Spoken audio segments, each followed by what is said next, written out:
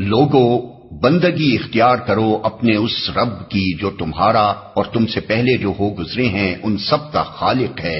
تمہارے بچنے کی توقع اسی صورت سے ہو سکتی ہے.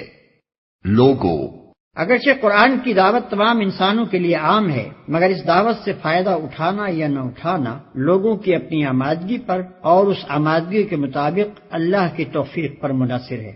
لہذا پہلے انسانوں کے درمیان فرق کر کے واضح کر دیا گیا کہ کس قسم کے لوگ اس کتاب کی رہنمائی سے فائدہ اٹھا سکتے ہیں اور کس قسم کے نہیں اٹھا سکتے.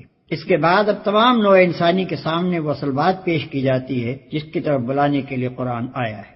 تمہارے بچنے کی توقع، یعنی دنیا میں غلط بینی و غلط کاری سے اور آخرت میں خدا کے عذاب سے بچنے کی توقع. وہی تو ہے جس نے تمہارے لیے زمین کا فرش بچھایا، آسمان کی چھت بنائی، اوپر سے پانی برسایا اور اس کے ذریعے سے ہر طرح کی پیداوار نکال کر تمہارے لیے رزق بہم پہنچایا.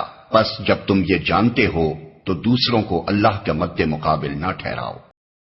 یعنی جب تم خود بھی اس بات کے قائل ہو اور تمہیں معلوم ہے کہ یہ سارے کام اللہ ہی کے ہیں تو پھر تمہاری بندگی اسی کے لیے خاص ہونی چاہیے.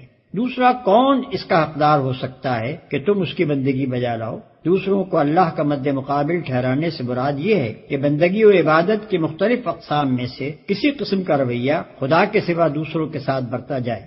آگے چل کر خود قرآن ہی سے تفصیل کے ساتھ معلوم ہو جائے گا کہ عبادت کی وہ اقسام کون کون سی ہیں جنہیں صرف اللہ کے لیے مخصوص ہونا چاہیے اور جن میں دوسروں کو شریک ٹھہرانا وہ شرک ہے جسے روکنے کے لیے قرآن آیا ہے.